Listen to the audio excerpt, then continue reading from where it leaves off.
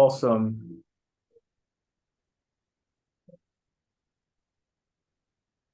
Good afternoon, everyone. So I'll just get this started again.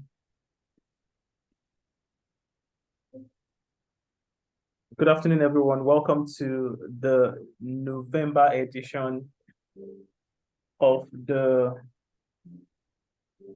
Share and Discuss webinar series. As always, my name is Shola Olateju, and I am super excited to have you join us today.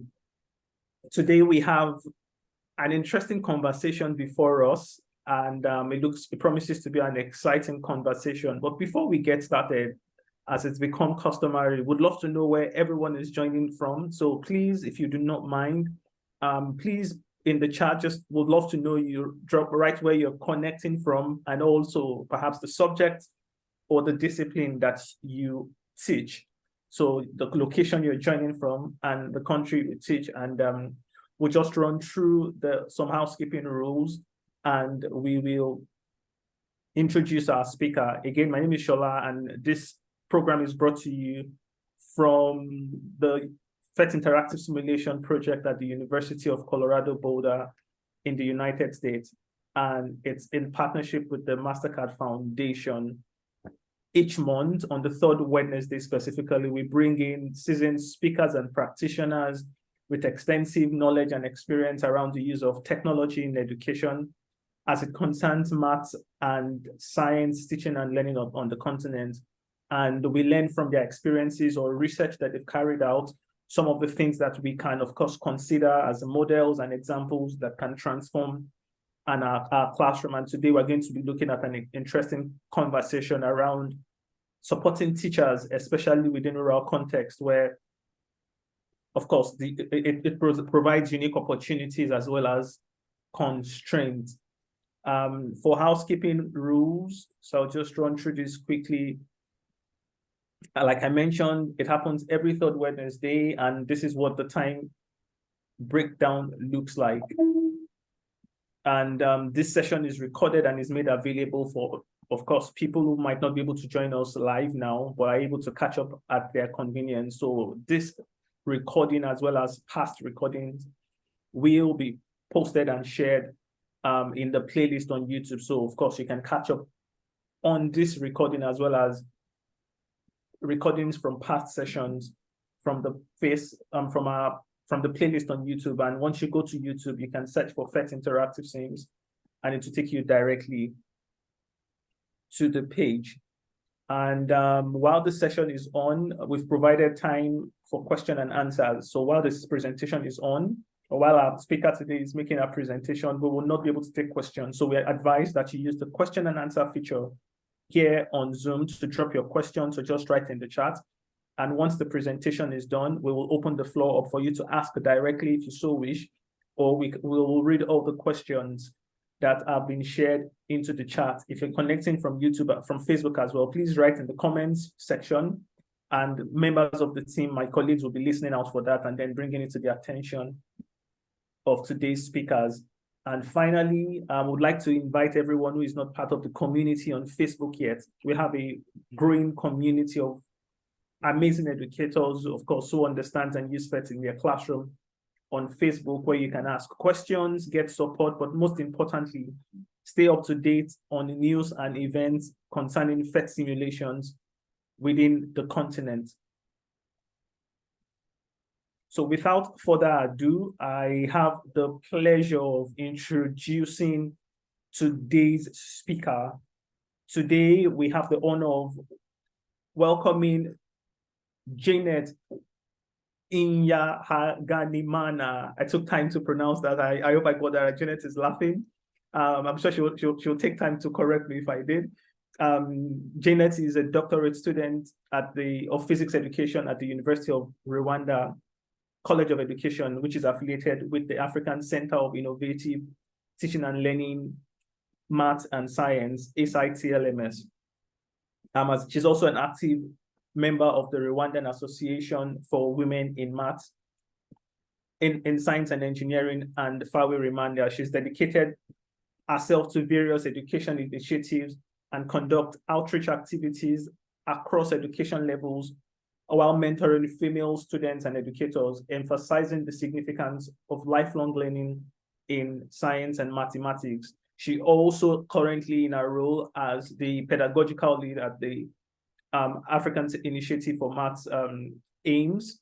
Also, we'll be sharing, of course, the amazing project she's working on, and all of course, the model that they adopt, and how, of course, we can pick up clues from that and transform teaching and learning in our classroom, but also supporting teachers at scale.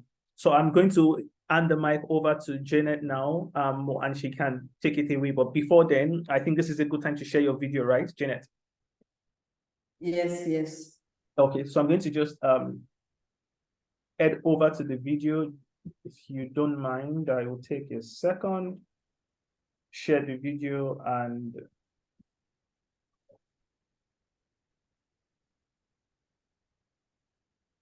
okay, I'm sharing now.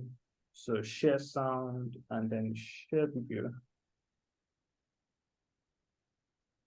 Do you see the video now, Jeannette? Yes, yes. Okay, so I'm playing.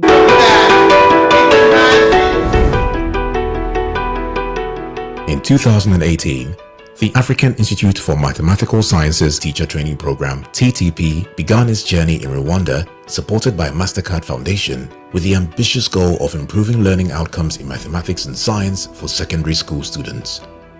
It wasn't an easy task, but TTP was determined to make a difference.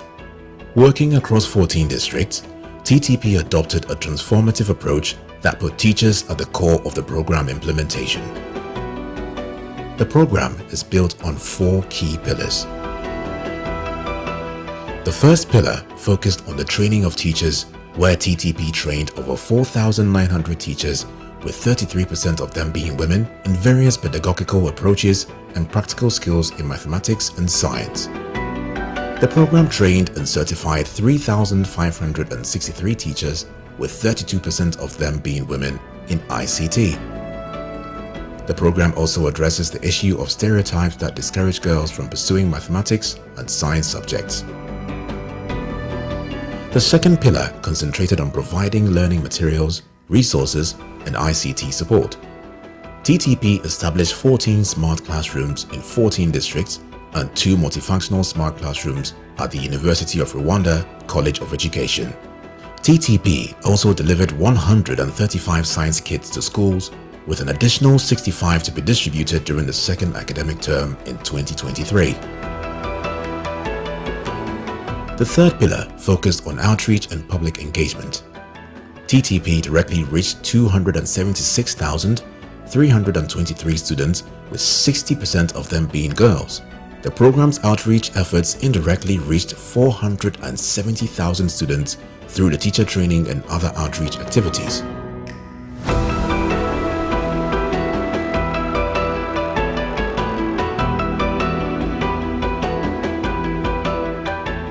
The fourth pillar sought to generate evidence for policy dialogue. The teacher training program by African Institute for Mathematical Sciences and MasterCard Foundation is making an enormous impact on Rwanda's educational landscape. By providing top-notch training, resources, and support to teachers, TTP is empowering the next generation of learners. And that is just the beginning.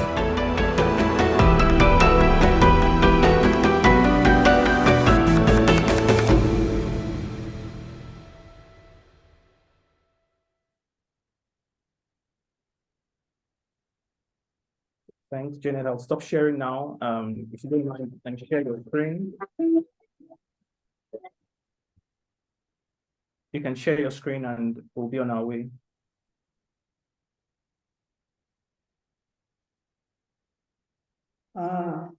Thank you very much. I hope that everyone got some big picture about what AIMS-TTP is and the different activities that conducted by AIMS-TTP staff across the Rwandan district. So for now, starting from. So for the first slide, the AIMS means the African Institute for Mathematical Science Teacher Training Program. and it is works across. Do you mind, Jeannette? Sorry to interrupt you. Can you go full screen, please? Just click on the slideshow button. It's just beside the minus. If you move to your right, Yes. after, the next one. No, the one beside, the last one, just beside minus. Okay. Not awesome. Great. You can take it away now.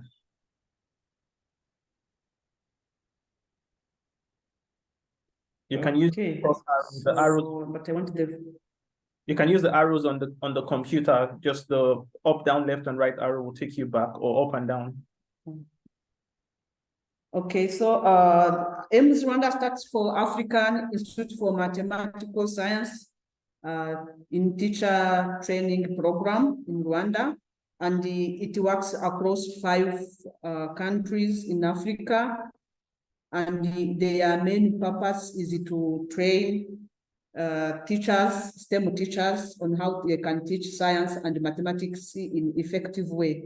So for this presentation, we are going to see the theory of change, geographical coverage, pillars, innovative teaching approaches, ICT achievement, and factors that contributed to the achievement. So in this presentation, also you are you are going to see different abbreviation. Normally, MSTTP program works, or it is aligned with the Rwandan education system. So you will find the word REB means Rwanda Education Board, and the National Examination Schools Authority, URC, University of Rwanda College of Education, RAWIS, Rwanda Association for Women in Science and Engineering, Forum for African Women Educationalists, Rwanda, DDE, District Director Education, DO, District Education Officer, CEI, Sector Education Inspector, RC, Regional Coordinators, DC, District Coordinators or Champion Teachers, PF, peer facilitators, and ME team means Monitoring and Evaluation team. So those are the people that or organizations that worked together to achieve or to implement the TTP program across 14 districts. So TTP is grounded, or the theory of change is the backbone for the whole programs, where the main purpose was to improve performance and increase the number of boys and girls to pursue STEM subject. In line to that, to have this achievement, we think that to provide enough right resources and tools to schools with support that reach to the objectives, but also to improve the quality of teaching by training teachers also will be another support. And also engaging students participate in different activities like a mathematics competition and the industry visit, or participating in a different event where they can interact with the women scientists or other scientists that they are at the highest level, they can support to improve their performance and be interested to enroll in STEM subject. So this is the geographical location where MZTTP works. Actually, you have the 2 colors, the green one and the yellow one. So MZTTP works in green colors, means it is 14 districts across 30 districts, or out of 30 districts that made the Rwandan country. So MZTTP works in only 14 districts. Other 16 districts are remaining for other partners or organizations. So the pillar 1, as you have seen it in the video, it is about the training.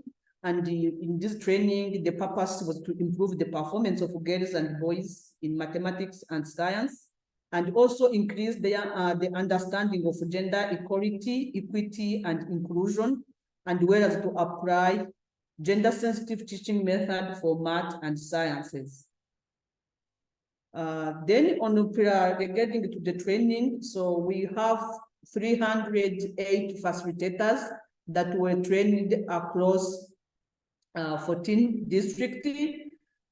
Those 380 facilitators, they are the peer facilitators in the assessment training only. And the TTP was targeting to train 7,000 teachers, but 4,000 teachers were trained and were equipped with different pedagogical skills and science practicals ability. So out of those ones, 38% were women. And you think that also 4,000 teachers were also trained about ICT, and 34% from them were women. We have also 175 teachers who were trained on science practical manual. We have also 69 teachers who were trained on mathematics and robotics challenge. We have 269 peer facilitators trained on training to facilitate the training of all teachers on science practicals and improvisation. We have 24 teachers teaching in a school with a special need who were also trained to help other teachers in the special schools. We have also 1,400 school education means head teachers and the deputy of study. Among of them, 338 were women. We have also the district education, 219 district education. Among of them, 22% were female. So, and also we have those ones, they were trained on how to, on monitoring and the evaluation. Normally, so far, TTP will have teachers, STEM teachers, which is around 6,000 teachers across 14 districts, but to reach to them, we use those peer facilitators that are there to help us to roll out or to contact or to train the teachers within the district. So on point of innovative teaching approaches, here there are 4 pictures. The first one was about experimental pedagogy, where we train teachers to teach STEM subject by using laboratory materials, by conducting experiment to more highlight the concept understanding of STEM subject. On this point also, we have like a CBC, so competence-based curriculum. The competence-based curriculum, normally it is our up-to-date curriculum in Rwandan education. And through that, we think that if we put the learner at the center of the lesson, for the learner to be able to move from knowledge-based to be also for competency or skills-based. So the learner is able to generate or to discuss or to provide the ideas in the group discussion, and they can share with their colleague, then present in front of the others, and the teacher can help them to harmonize the content. So in this picture also you have a picture where you have different women, and in those women there are some from Rawis. Those are Rawis, female women scientists that help TTP to implement or to train the female teachers to implement gender responsive pedagogy. So they are here discussing in a gender responsive pedagogy. They run different approaches, but also they run the way that boy and the girl, they have equal opportunity to participate in the lesson.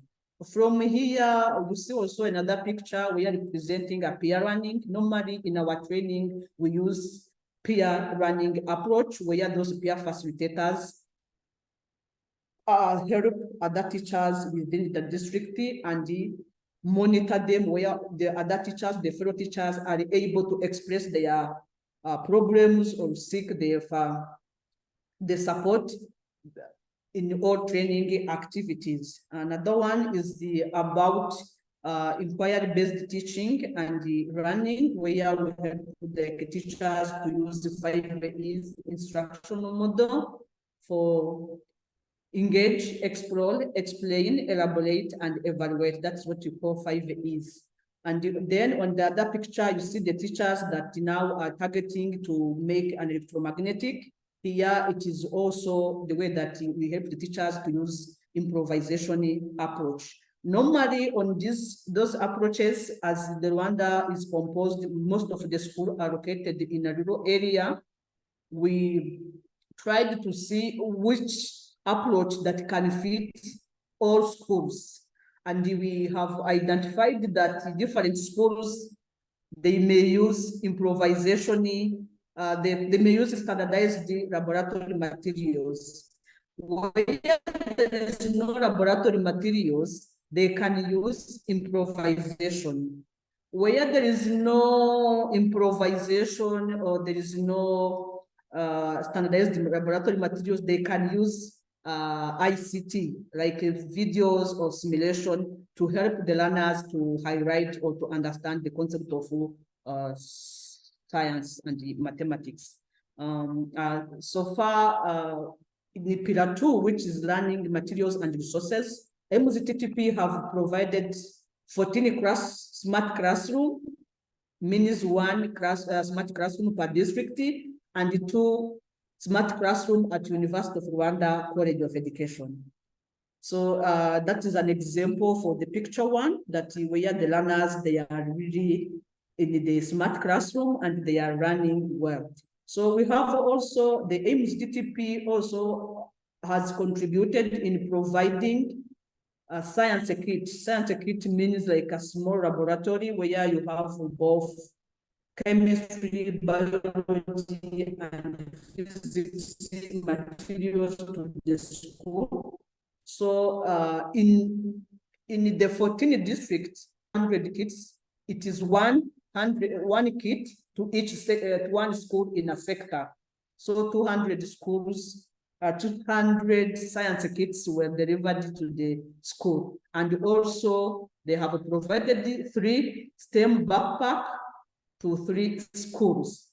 Apart from that, over 5,000 teachers, district director education, district education officer, sector education inspector were equipped with monthly internet bundle and Crosser user group CUG. So at this point, because like our teachers are in a different location, dispersed, they have to be communicated or to be linked. So MZTTP provided monthly internet and also a CUG. In the line of resources, MZTTP has also developed 12 manuals, means that 1 for mathematics, 3 for mathematics, 3 for physics, 3 for chemistry, 3 for biology in A level. That is like aligned with standardized laboratory materials, because in our country we have the student do national exam also by including laboratory or experiment exam. They have also developed 4 O-level manuals for improvisation, means 1 for mathematics, another one for biology, another one for chemistry and physics. So far, the teachers, around 4,000 teachers were trained in the ICT, where they were able to teach the abstract concepts by using simulation or by using videos or by using animation.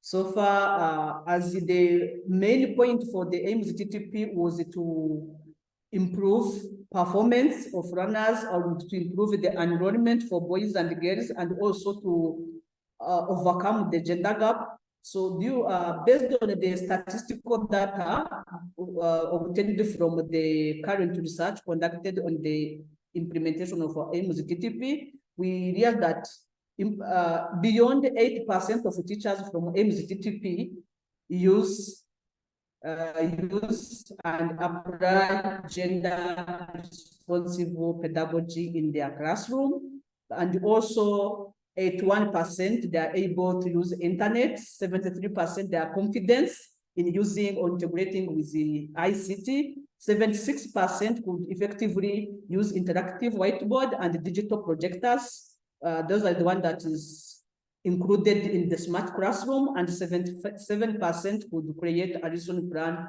for an ICT by using ICT. Also, they were also, the main objective also was tackling on the attitude towards the mathematics and science subject. So based on the activity done by MSTTP, we realized that boys and girls were able to overcome the fear for not attending STEM subject, and they were able now to pursue the STEM subject. This is confirmed by the data provided by National Examination School Authority, that you have, that is students as the years go, they are choosing mathematics and physics, both boys and girls in A-level combination.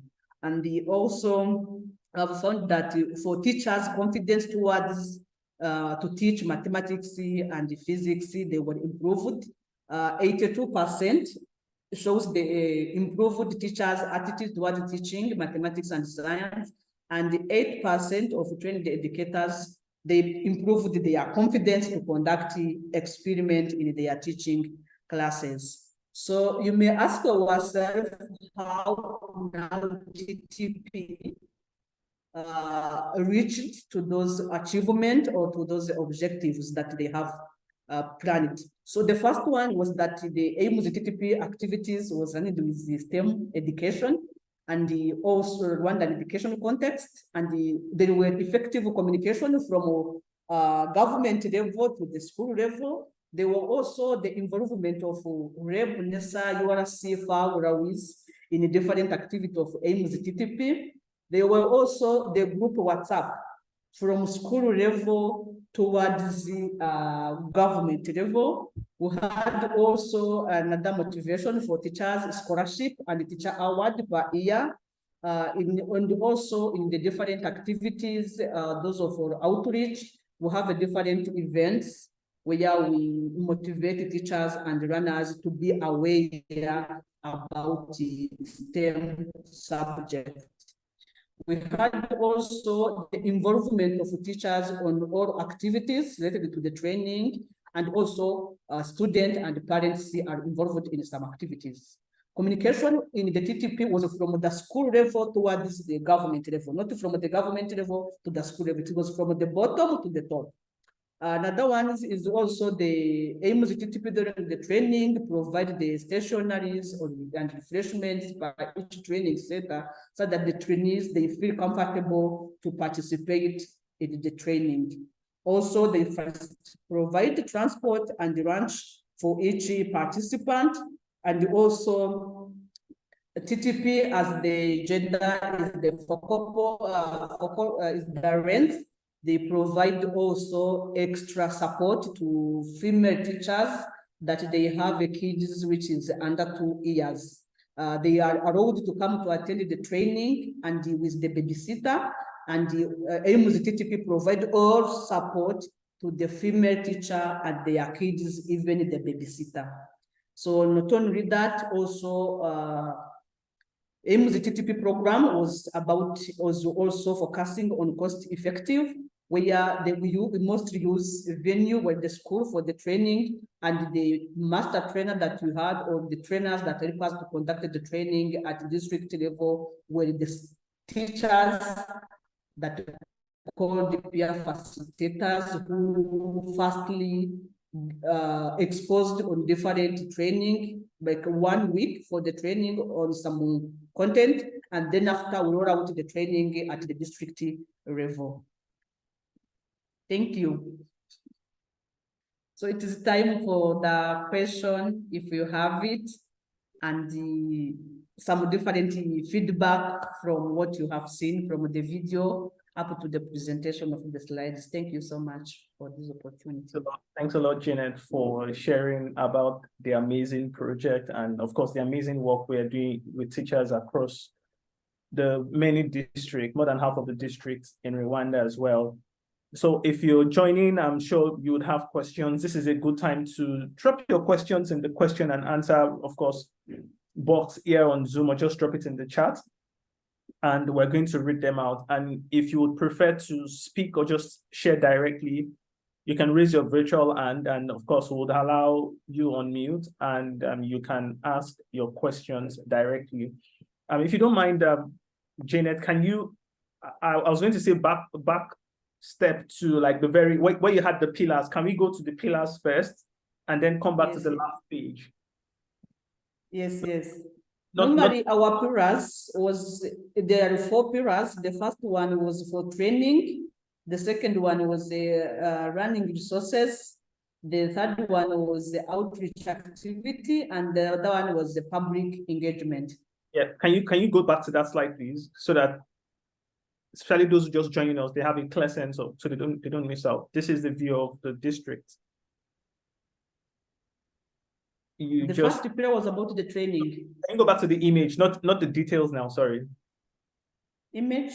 The framework, the slide before this. No, not this, not the pillars themselves. The framework where you had the ball in the middle, where you had the, yes. So the theory of change, is it? No, there was something else apart. There's a, never mind if you don't find it. But this basically described the model for your program. There was another slide where you had the different pillars, but this works. So primarily, why I found your method, of course, the method adopted particularly exciting was it's careful and well thought out pillars or points that typically perhaps might be overlooked or are often overlooked in our program, or we somewhat outsource and leave that to the decision or discernment or something for teachers to deal with. And then we just hold on to what we're trying to do. But this has left no stone unturned in its most in every possible way, has provided both of course the technological tools that's necessary to support even in those communities where resources might be limited, and a lot of other things. But I was going to ask around some of the common challenges that we know are, especially when it comes to rural electrification, in terms of power, in terms of connectivity. There's also distance, like how much time they have to travel from the training point to either their schools and their homes. So we can go back to the last slide now. This is just to show some of the things that the theory of change that feeds into transforming maths and science teaching in Rwanda. Can you go back to the last page now, where you had the factors that made that ensured success? Yes.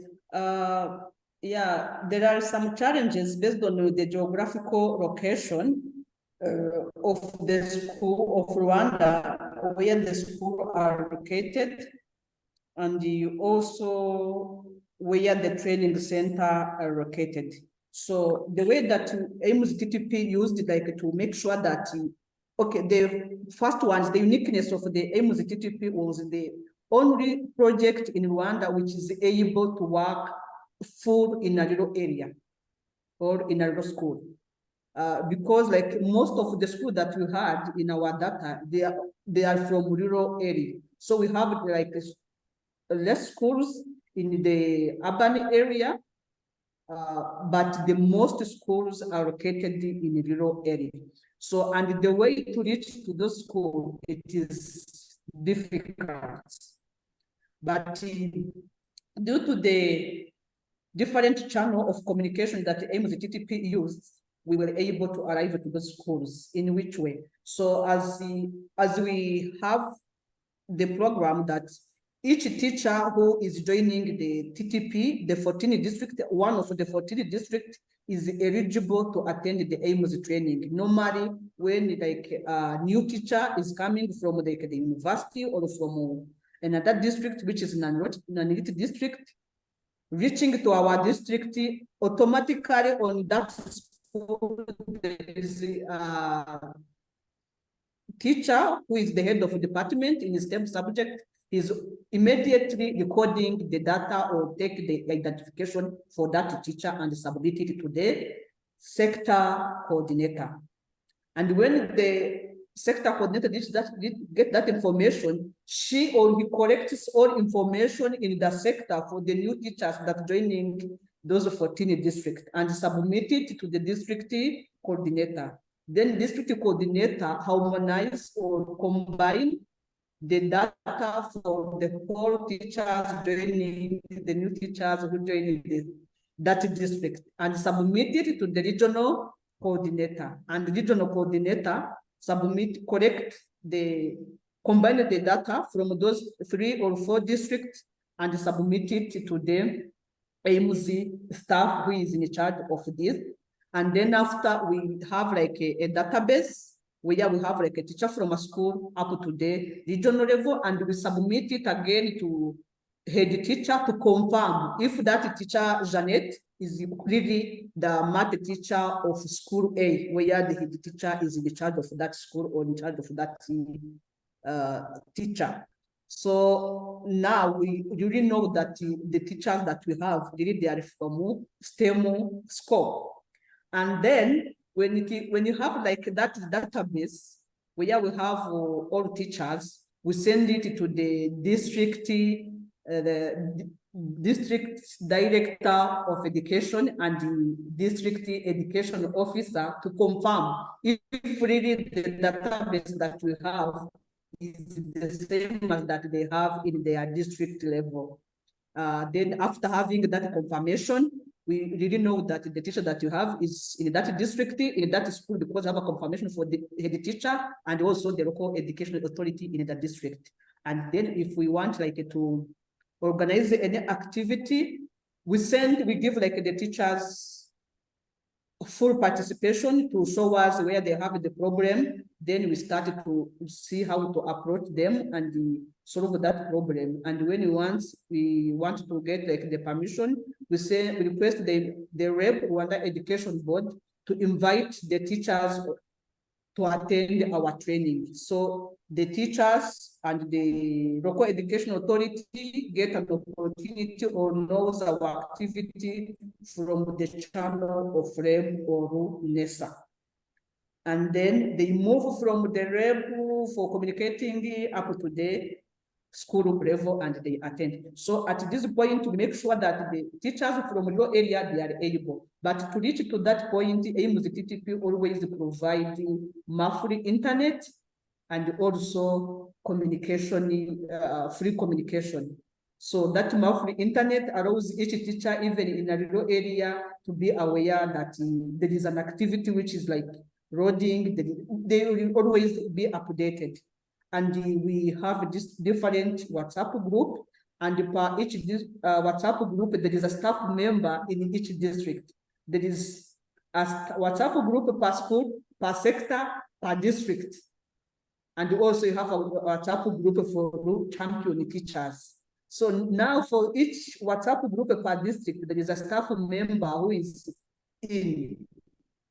on that platform and knows everything that's happening in each district. And we have a weekly meeting in our staff where we said that in Nyabihu, the situation is like that. In Rusizi, the situation is like this. In Rubavu, the situation is like that. And we combine those situations or the request from the teachers, and we see which is like really aligning to the current teaching request or needs or in our country. Yeah. Awesome. Thanks a lot. There are some questions are coming in, just like I mentioned. If you have questions, please feel free to raise your virtual hand, and I'll be happy to hand you the mic to share. So we have a few questions before I go back to the questions I was going to ask. So Beth is asking, she says the strategy is great, but how much funding came from the government, and was it all external funding? I'm not sure if Jeannette was more involved in the pedagogical and teacher support, but most importantly, I think I can take that, is I'll say the judicial and effective use of funds. So for example, she did mention like schools were used for conducting some of the trainings, which of course would have been cost effective as against expending additional costs in that regard. And I also see your second chat about the extra support for teachers with children under 2, and you're very right about there's a great likelihood that they would have been excluded if they were not taught out, that they were not taught of in the design and I would say perhaps effective allocation of resources to be able to support and listen to their needs. So part of the things I'm taking away from this is more listening out for the needs, as in genuine needs of these teachers, and to a degree, as against leaving it to them. I've seen interventions targeted at teachers that would have perhaps invited teachers with this profile, perhaps early as in nursing mothers, would be expected to come, and perhaps it's just for the teachers to figure out the constraint or the ease and convenience of tending for their babies while they were there, or someone to do that when they are home. And it's just an extension of a well thought out program in this case that basically allows them to bring that and of course be comfortable. I understand. I think I should just let Jeannette speak to that. Both the transportation and then both transportation and a space was provided for them while the training was ongoing. So the mother is not distracted and the kid is also well taken care of. I don't know. Was that what happened, Jeannette? Yes, yes. Can you speak a little more to how the components for supporting the female teachers with kids under 2 years? Yes, how that works? Yes, for our training like our training picture.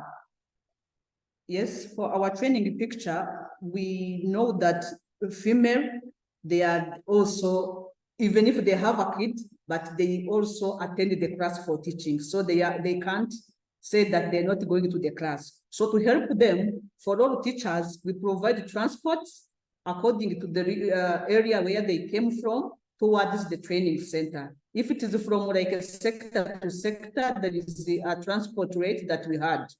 And if it is like from district to another district, there is also a transport rate, which is between 15K to 40K or 50K according to the location. Because here in Rwanda, you may find like an area where before reaching to that sector, which is located in Rwanda, you pass in Burundi to get in that sector.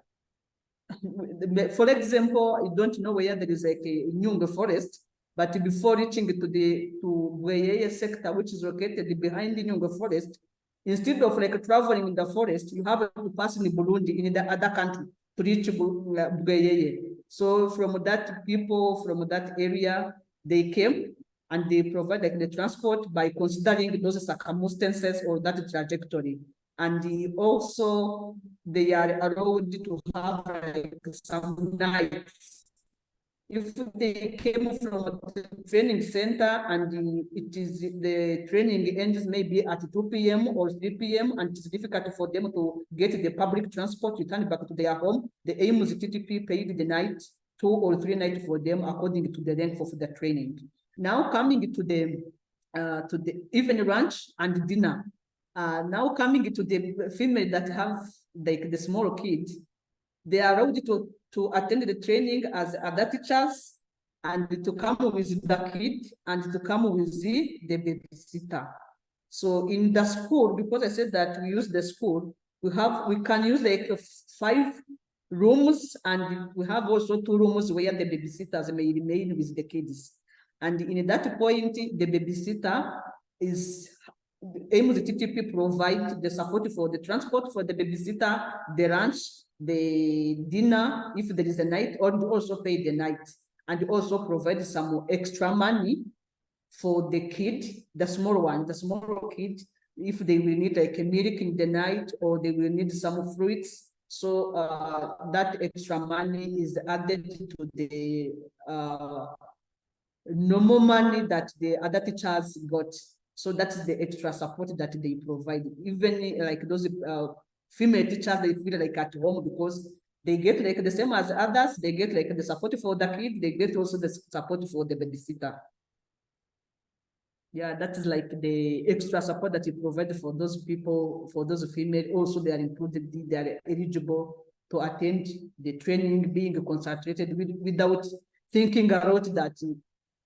What will happen when we go like in the evening, my kid, my babysitter, we will not find maybe the transport. So aims provided the night according to the length or to the time that the training is ended. Awesome. Thanks a lot. Sorry, I dropped off briefly. But so can you tell us a bit about the reaction from teachers generally, both I would say teachers generally, like individual now, not the collective. I know you've shared like the aggregate in terms of a percentage of people who appreciate it, but in terms of their personal reaction, what are the things you hear and how do you see teachers react to these things, both for a standard teacher and a teacher with a kid under 2? So to rephrase the question, having considered their needs and designed an intervention to address it, how do you see the teachers react to all of these wealth of health components of the program?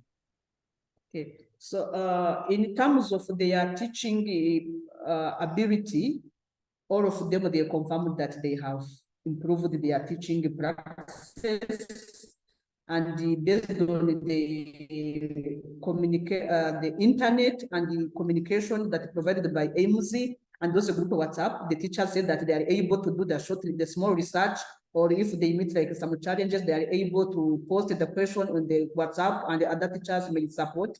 And they told that their confidence was improved in during teaching. And also, I remember the one from the rural area, they told us that AIMS helped them to be smart.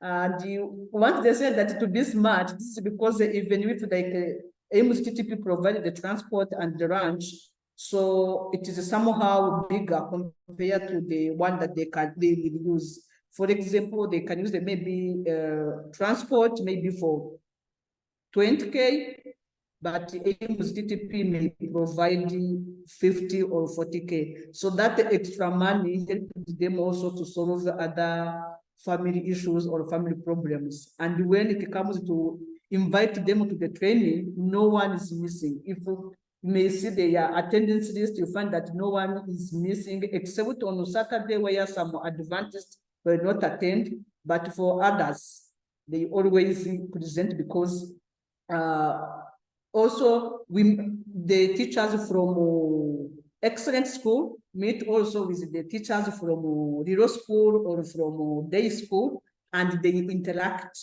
Once they interact, they collaborate, and a teacher may find that I know that Jeannette from school A is better in mathematics. Once I meet like a challenge, like a situation in mathematics, she will help me. I will text him and she will respond to me because they have the CUG, they can call freely. They have like internet, they can also interact freely. So their points, they are always they sing Mawe Karambe. So they have a song called Mawe Karambe. It means that TTP live wrong. Yeah. Great. Thank you so much for sharing your experience, Jeannette. There's still a few more questions, and please keep the questions coming. I'll come back to Matsoliso's question. Brumel says, the program is currently run in 14 districts. Do you plan to cover the remaining districts as well? Thank you so much for that question. Actually, for the location where like any institution or a project can be implemented, it depends on the eye of the Ministry of Education. So, and also to the result from the baseline survey, because like in the Ministry of Education, they have like the current data for each region, how they are progressing, the challenges that they have. So once there is a project coming in the country, the ministry says that this project you have to work in this region. So we don't know. So right now we are like the second phase will take place because it will depend on the government orientation.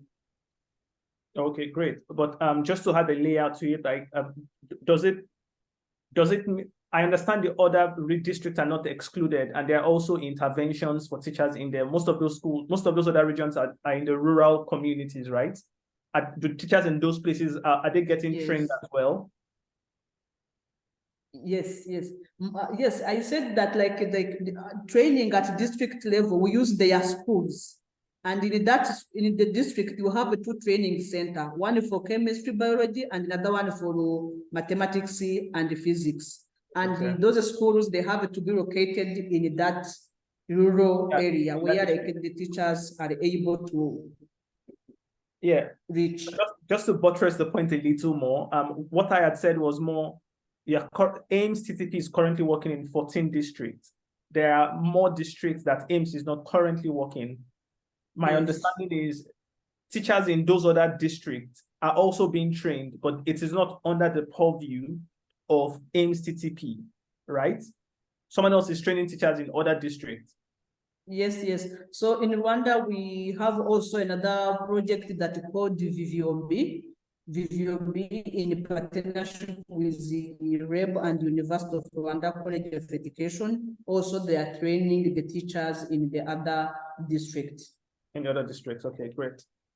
Thank you. And another question is, how does TTP manage to involve various stakeholders to partake in spreading on understanding of STEM subjects in order to develop new scientists? Okay, that's good. So the way that AIMS TTP used to involve all stakeholders from teachers, students, parents, local education authority, and the government, and even other organizations.